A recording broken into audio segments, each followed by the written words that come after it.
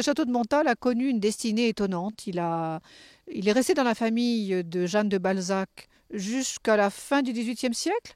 Et puis, malheureusement, après la Révolution, le château est mis en vente et la destruction très rapide, le pillage des sculptures de la façade et des cheminées à l'intérieur. En 1908, eh bien, l'homme providentiel arrive, c'est Maurice Fenaille, qui est un industriel très riche, très cultivé, et qui en 5 ans va accomplir un travail exceptionnel de restauration et puis une donation à l'État. L'objet principal de ces travaux de restauration était la remise aux normes des installations électriques de l'ensemble du château et la restauration des brocatelles, des tissus tendus sur les murs, qui ont été restaurés par un groupement de 10 restauratrices. Parallèlement à tout cela, les collections ont été partiellement retirées pour être restaurées à Paris ou restaurées in situ pour les meubles les plus importants.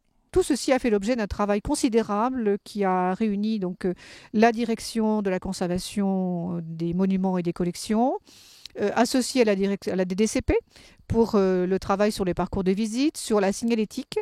Et toutes ces directions réunies ont voulu évidemment redonner à Montal cet esprit que Maurice Fenaille avait créé au début du XXe siècle, c'est-à-dire un château habité, un château où il fait bon vivre.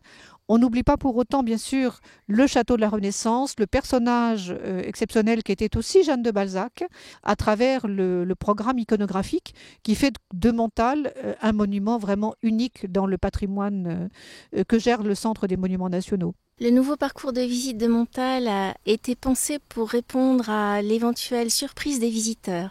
Ils viennent voir un château de la première Renaissance et à l'intérieur, ils vont découvrir un monument présenté dans son état du début du XXe siècle. Donc il s'agissait d'expliquer aux visiteurs ce choix de la présentation Fenaille et tout l'engagement de Maurice Fenaille puis de l'État pour sauvegarder et transmettre ce magnifique château aux générations futures.